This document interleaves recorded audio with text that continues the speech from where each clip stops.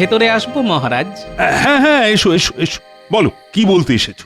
বলছিলাম কি, নবাব বাহাদুরের এই হুট বলে মন্ত্রীমশাইকে ডেকে পাঠানো আমি কিন্তু খুব একটা ভালো মনে নিচ্ছি না মহারাজ। এই কথা বলছো কেন গোপাল?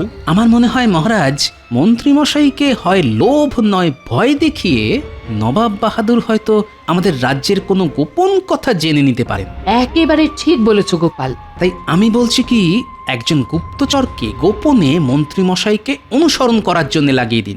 একেবারে আমার মনের কথা বলেছেন জাহাপানা, কিন্তু কিছু একটা করুন জাহাপানা, ওদের ওই বারবারন তো আমার সহ্য হচ্ছে না। তা ওদের জব্দ করার বুদ্ধিটা কি তুমি দেবে নাকি আমাকেই মাথা খেলিয়ে বার করতে হবে? না না না না, ছি ছি ছি ছি, আপনি আবার কষ্ট করে মাথা খেলাবেন কেন হুজুর, আমি আছি কি করতে। ঠিক আছে, আজকের দিনটা সময় দিলাম, ভেবে বের করো বুদ্ধি।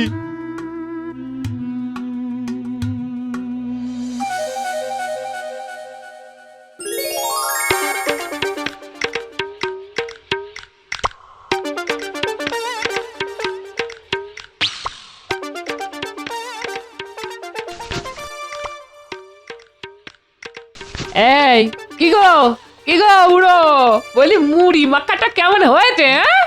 খুব ভালো হয়েছে গিন্নি, খুব ভালো। আহা, কতদিন বাদে যেমন মুড়ি মাখা খাওয়ালে।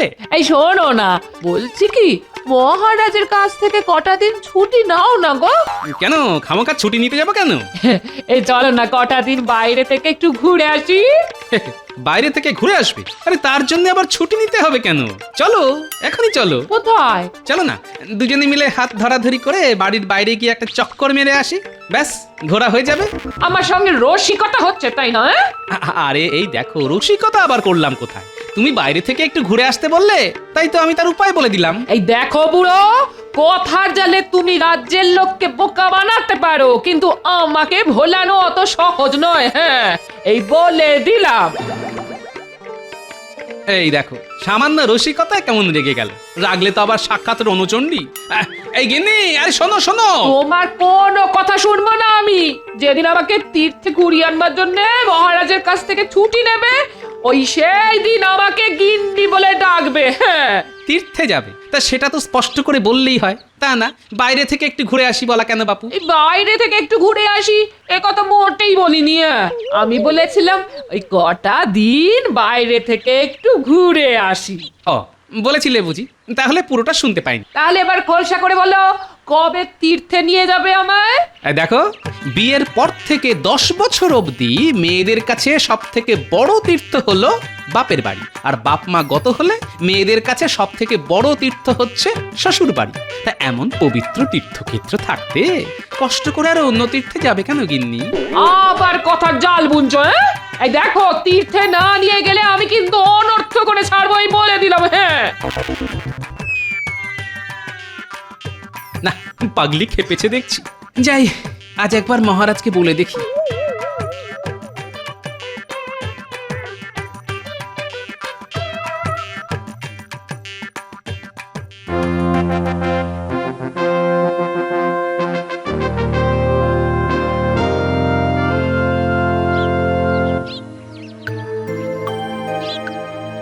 সেলাম জাহাপানা। ওসব সেলাম টেলাম পরে হবে, আগে বলো ভেবে কিছু বের করতে পারলে কিনা? পারবো না মানে, কাল সারা রাত ভেবে ভেবে একটা মোক্ষম ফন্দি বার করেছি।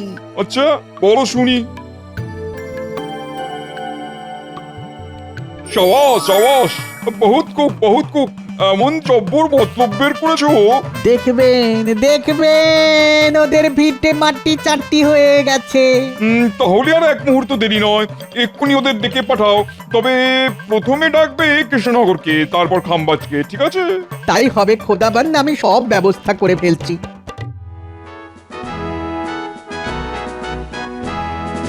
আপনার কাছে একটা আর্জি ছিল মহারাজ। বলো কি আরজি? গোপালের তো একটা মাত্রই আর্জি মহারাজ, ছুতোয় নাতায় কাঁদুনি গিয়ে আপনার কাছ থেকে কিছু টাকা চাওয়া। একটা কথা আছে জানেন তো মন্ত্রীমশাই, যার নজর যেমন সে দেখেও তেমন। শকুন যেমন চোখের সামনে সব সময় ভাগাড় দেখে, আপনিও তেমনি সারাক্ষণ দেখেন টাকা। খবরদার গোপাল, তোমার এত সাহস যে তুমি আমাকে শকুন বলো? এই দেখো, আপনাকে আবার শকুন বললাম কখন? শুধু আপনার নজরের সঙ্গে শকুনের নজরের তুলনা করলাম মাত্র। বাবা, গোপালের বুকের কি পাটা, মন্ত্রীমশাইকে বলে শকুন। গোপাল একেবারে জাতা। আচ্ছা, তোমরা কি থামবে নাকি সারাক্ষণ ক্যাচর ম্যাচর করে যাবে? বলো গোপাল, বলো কি তোমার আর্জি? আগে আমি কটা দিন ছুটি চাই মহারাজ। কেন? আগে আপনার বৌমাকে নিয়ে কটা দিন একটু তীর্থ করতে যাব। এ তো খুব ভালো কথা। তা নাও না ছুটি, বারণ করছে কি? সঙ্গে নিয়ে যায়া, গোপাল যাবে গয়া। ঠিক বলেছে সভাকবি, কারণ গয়ায় গিয়ে অনেকের পিণ্ডি চটকাতে হবে তো। দেখেছেন মহারাজ, গোপাল আবার আমায় কিরকম টিপ্পনি কাটলো। হ্যাঁ, গোপাল আবার তোমার টিপ্পনি কাটলো কখন? ওই যে মহারাজ, বাংলায় একটা কথা আছে না, কথা পড়লো হাটের মাঝে, যার কথা তার বুকে বাজে।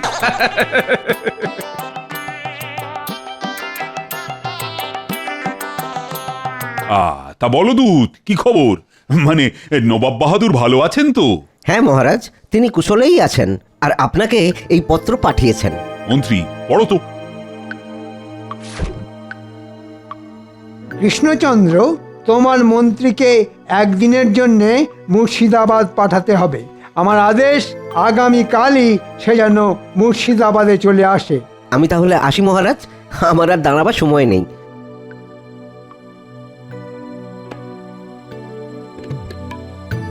মহারাজ, এটা কি হলো? নবাব বাহাদুর হঠাৎ আমায় একলা ডেকে পাঠালেন কেন? সে আমি কি করে বলবো, কারণ তুমিও যেখানে আমিও সেখানে। মন্ত্রীমশাই দেবেন রওয়ানা, সেখানে জুটবে রাজকীয় খানা। আবার উল্টোটাও হতে পারে। কিরকম কিরকম? আমি গয়ায় গিয়ে যেটা করব ভাবছিলাম, মুর্শিদাবাদে ডেকে নিয়ে গিয়ে নবাব হয়তো সেই কাজটাই করে দেবেন। দেখেছেন মহারাজ, দেখেছেন গোপাল আমায় কিরকম ভয় দেখাচ্ছে। আরে আমার কথায় ভয় পাওয়া কি আর আপনাকে মানায়? যান যান যান, বুক ঠুকে বেরিয়ে পড়ুন। হ্যাঁ মন্ত্রী, কাল ভোর ভোরই বেরিয়ে পড়ো।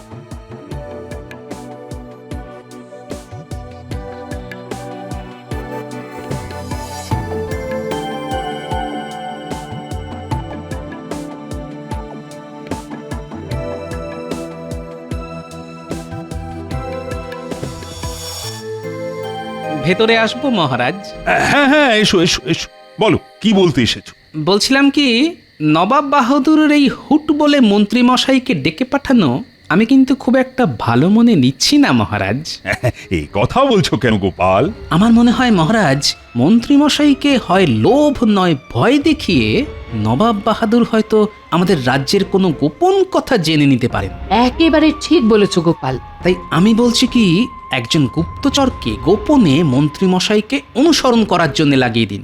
সে অন্তত আমাদের ভালো মন্দ খবরাখবর দিতে পারবে। ঠিক বলেছো গোপাল, আমি তাই করছি। মন্ত্রীর পেছনে একজন গুপ্তচর লাগিয়ে দিচ্ছি। গোপাল, মহারাজের মুখে শুনলাম তুমি নাকি বউকে নিয়ে তীর্থ করতে যাচ্ছ। সেরকমই তো ইচ্ছে আছে রানীমা। তাহলে আর দেরি করো না, শুভস্য শীঘ্রম বলে তাড়াতাড়ি বেরিয়ে পড়ো। ভাবছি কটা দিন পরে যাব। কাল মন্ত্রীমশাই মুর্শিদাবাদ যাচ্ছেন, বলা তো যায় না কোথাকার জল কোথায় গিয়ে দাঁড়ায়।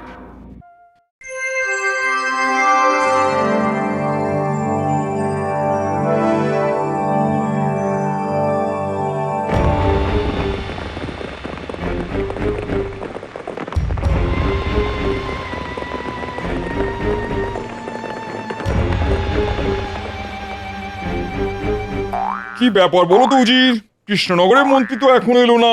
আসবে আসবে জাহাপানা, আসবে, অবশ্যই আসবে। না এসে কোথায় যাবে বলুন তো?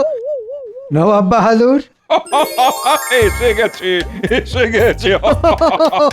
এসে গেছে এসে গেছে। আমাকে দেখে এমন উচ্চস্বরে হাসছে কেন? গতির তো সুবিধের বলে মনে হচ্ছে না। নবাব বাহাদুর, আরে এসো এসো এসো কৃষ্ণনগরের মন্ত্রী। তা তা পথে আসতে কোনো অসুবিধা হয়নি তো? না না, অসুবিধা হবে কেন? মহারাজ ঘোড়ার গাড়ি দিয়েছিলেন। না না, তবুও তোমার অসুবিধা হয়েছে। আহারে, রোদের তাতে চাঁদ মুখটা কেমন শুকিয়ে গেছে। খিদে পেয়েছে নিশ্চয়ই? হ্যাঁ, ওই মানে। না না না, তাহলে আর কথা নয় কথা নয়, আগে খাবে চলো। বুঝলে, তুমি হলে গিয়ে আমার অতিথি, তাই প্রচুর খাবারের ব্যবস্থা আছে তোমার জন্য। দুধ ছাই, সব কথায় এমন হাসে কেন? হ্যাঁ, চলো চলো চলো চলো, আগে পেট পুড়ে খেয়ে নেবে, তারপর হবে কথা। চলো চলো চলো। এ কি করেছেন জাহাপনা? কোপ্তা, কাবাব, কালিয়া, বিরিয়ানি, এ তো বিশাল আয়োজন। তুমি তুমি হলে গিয়ে আজ আমার বিশেষ অতিথি, তাই তোমার জন্য বিশাল আয়োজন করবো না তো কার জন্য করবো বলো? হ্যাঁ, আরে আরে লজ্জা না করে পেট পুড়ে খাও। হ্যাঁ,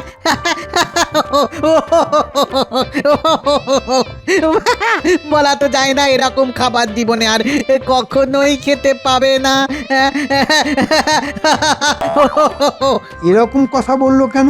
আরে খাও খাও, আমিও খাচ্ছি।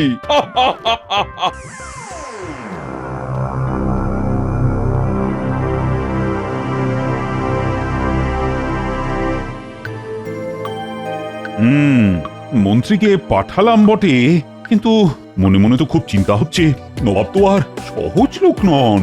চিন্তা করবেন না মহারাজ, নবাব এর আগেও বহুবার আমাদের জব্দ করতে এসে নিজেই জব্দ হয়ে ফিরে গেছে। আর এবারেও যদি সেরকম কিছু মতলব করে থাকে, তাহলে এমন পাল্টা প্যাঁচ কষাবো না যে ওই নবাব আর তার মন্ত্রণাদাতা উজির সারা জীবন মনে রাখবে। চলুন এখন রাজসভায় চলুন। তাই চলো চলো চলো চলো।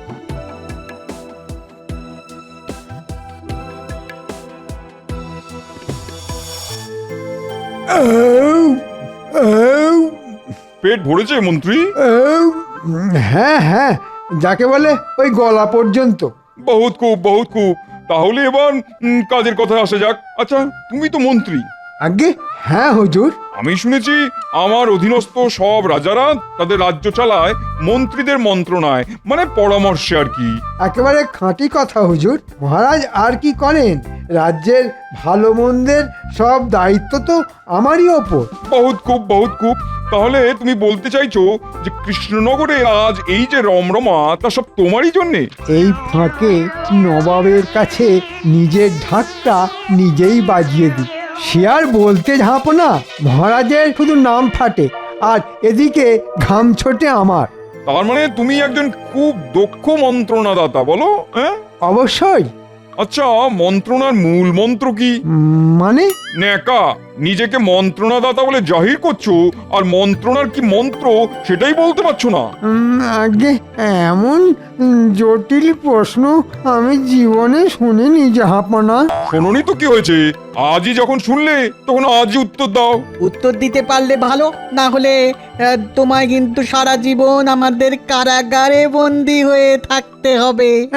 হ্যাঁ নয় হ্যাঁ, বলো, পারবে উত্তর দিতে?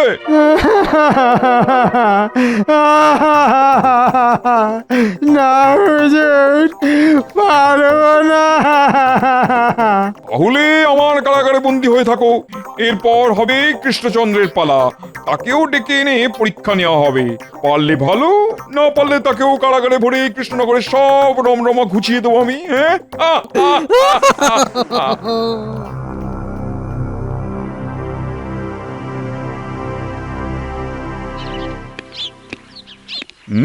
মন্ত্রীটা ভালোই ভালো ফিরে এলে বাঁচি। কি ব্যাপার গুপ্তচর, খবর কি? খুব খারাপ খবর মহারাজ। আমাদের রাজ্যের সুদিন নবাব বাহাদুর সহ্য করতে পারছেন না, তাই উত্তর হয় না এমন একটা জটিল প্রশ্ন করে মন্ত্রীমশাইকে কারাগারে বন্দি করে রেখেছেন। কি? এও বলেছেন এবার নাকি আপনার পালা, আপনারও নাকি পরীক্ষা হবে। উত্তীর্ণ হতে পারলে ভালো, না হলে কারাগার। কি এত বড় কথা এভাবে ডেকে নিয়ে গিয়ে কারাগারে পুরে দেওয়া? কিন্তু এখন কি হবে গোপাল? হবে মানে আমরা এখনই মুর্শিদাবাদে যাব। মুর্শিদাবাদ? হ্যাঁ মহারাজ, মুর্শিদাবাদ। আমরা গিয়ে তাকে সরাসরি প্রশ্ন করব যে কেন এমন করলেন তিনি। কিন্তু গেলে তো তিনি আমাকেও হেনস্থা করবেন। অত সোজা নাকি? হ্যাঁ, নবাব যদি বুনো ওল হন, তাহলে আমিও বাঘা তেঁতুল।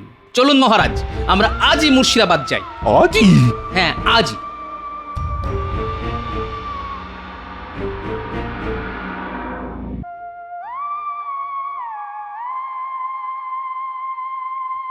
কি কৌজির, কৃষ্ণচন্দ্রের মন্ত্রী কারাগারে বসে কি করছে? কি বলবো জাহাপানা, সে বেটা কারাগারে বসে পাগলের মতো মাথা চুল ছিটছে আর হাউ হাউ হাউ হাউ করে কাঁদছে। এবার কৃষ্ণচন্দ্রের পালা। যাও এখনই পত্র লিখে তাকে এখানে আনবার ব্যবস্থা করো। আর হ্যাঁ, গোপালকেও আসতে বলো। আবার গোপালকে কেন জাহাপানা, সে তো বড্ড চালাক। চালাক? ওই অতি চালাকের গলায় দড়ির ব্যবস্থা করব আমি। যাও যাও যাও যাও, দুজনকেই ডেকে পাঠাও। আর ডেকে পাঠাতে হবে না জাহাপনা, আমরা নিজেরাই চলে এসেছি। বাবা বাবা বাবা, বহুত খুব বহুত খুব। তা কৃষ্ণচন্দ্র, জানো তো আমার একটা সামান্য প্রশ্নের জবাব দিতে পারিনি বলে তোমার মন্ত্রীকে আমি বন্দি করে কারাগারে পাঠিয়েছি। খুব ভালো করেছেন, একেবারে নবাবের মতো কাজ করেছেন। তুমি আমাকে কথার খোঁচা দিচ্ছ গোপাল? বালাই ষাট, আমি সামান্য মানুষ, আমি কি আপনাকে কথার খোঁচা দিতে পারি? আর দিলেই যে সে খোঁচা আপনার গায়ে লাগবে তার কি কোনো মানে আছে নাকি? তার চাইতে খোলাখুলি বলুন, কি করলে আমাদের মন্ত্রী মশাইকে ছেড়ে দেবেন? ছেড়ে দেবো? তা নয় ছেড়ে দিতে পারি, তুমি বা কৃষ্ণচন্দ্র যদি আমাকে একটা জিনিস দিতে পারো। হ্যাঁ, কি জিনিস? আরে বলছি বলছি, এত ব্যস্ত কেন? আগে একটু বিশ্রাম নাও, খাওয়া দাওয়া করো, তারপর না হয় বলা যাবে। না না নবাব বাহাদুর, খাওয়া দাওয়া না হয় পরে হবে, তার আগে চট করে বলে ফেলুন তো আমাদের কাছ থেকে ঠিক কি চাইছেন আপনি? কি চাইছি? আচ্ছা কৃষ্ণচন্দ্র, তোমার নামের মানে তো কালো চাঁদ, কি ঠিক বলেছি তো? হ্যাঁ, কৃষ্ণ মানে কালো আর চন্দ্র মানে চাঁদ, দুইয়ে মিলে কালো চাঁদই হয়। বহুত খুব বহুত খুব। ওই কালো চাঁদকেই দু হাতে ধরতে চাই আমি, আর সেটা তোমাদেরই এনে দিতে হবে। সর্বনাশ, নবাব কি পাগল হয়ে গেছেন? কি কৃষ্ণচন্দ্র, কথাটা শুনেই মুখটা কেমন শুকিয়ে গেল মনে হচ্ছে। কি উজির, কৃষ্ণচন্দ্রের মুখটা শুকিয়ে গেল না? হ্যাঁ হুজুর, শুকিয়ে একেবারে আমসি হয়ে গেছে। খুব জব্বর প্যাঁচ কষেছে দেখছি। এবার দেখো ননি খাওয়া নবাব, উল্টো প্যাঁচে তোমায় কেমন কাত করি। কি সব চুপ কেন? গোপাল, তুমি কিছু বলো। ঠিক আছে, এনে দেব। হ্যাঁ, এনে দেবে? হ্যাঁ, এনে দিয়ে আপনার হাতে ধরিয়েও দেব। কবে? ধরুন আজ রাতেই। রাতে কেন, দিনে হয় না? দিনে তো চাঁদ মামাকে দেখা যায় না, তাই। ঠিক আছে, তাহলে তোমরা এখন খাওয়া দাওয়া করো, ওটা দিনটা বিশ্রাম নাও, তারপর দেখা যাবে। আর রাতের বেলা আপনাকে কালো চাঁদ দেখিয়ে দেব। তাহলে এখন আমাদের অতিথিশালায় পাঠাবার ব্যবস্থা করুন।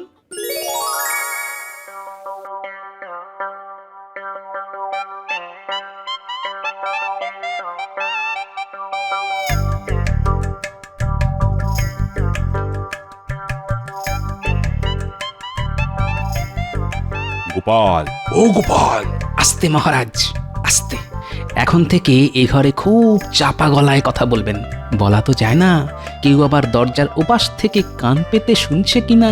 বলছি, কিছু ভেবেছো কি? এই তো এতক্ষণ টাকে টোকা মারতে মারতে ওই কথাই ভাবছিলাম, আর এইমাত্র উত্তর পেয়ে গেছি। পেয়ে গেছো? আস্তে মহারাজ, আস্তে। এখন যা বলছি ভালো করে শুনুন।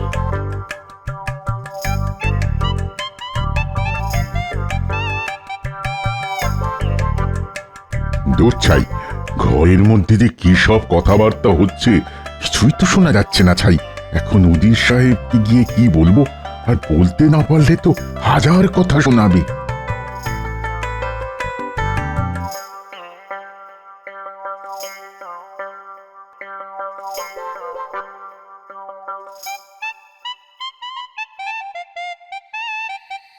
এই যে গোপাল, এসে গেছি। তো দেখাও দেখাও তোমার কালো চাঁদ। এই তো দেখাবো, একটুখানি চুপ করে বসুন, আমি কালো চাঁদকে নিয়ে আসি।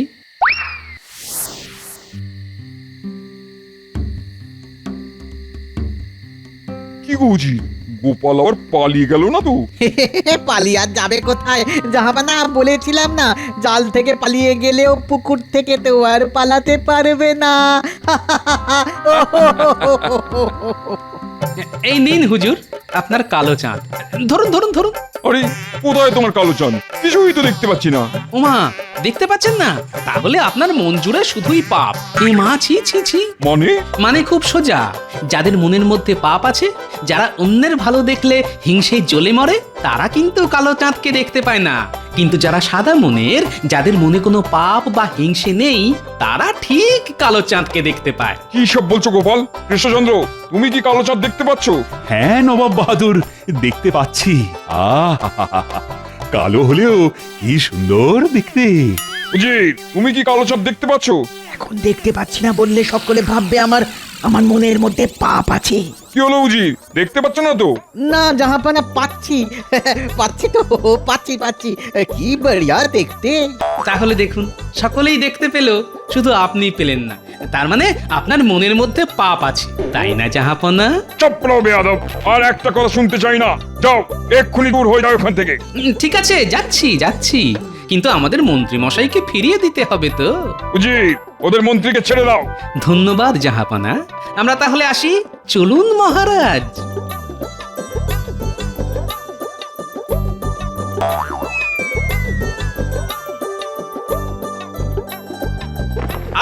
আরো জোরে রথ ছোটাও ভাই, আরো জোরে। ও পাগল নবাবকে বিশ্বাস নেই। উজির, আচ্ছা সত্যি করে বলো তো, কালো চাঁদ তুমি দেখতে পেয়েছিলে কিনা? আগে না জাহাপানা, পাইনি তো। তাহলে পেয়েছো বললে কেন? আগে ভয়ে, গোপাল যদি রটিয়ে দেয় আমার মনে পাপ আছে। বেয়াদব, তোমার জন্য গোপাল আমায় ঠকিয়ে পালিয়ে গেল, আজ তোমাকেই মেরে ফেলবো। চাচা প্রাণে বাঁচা।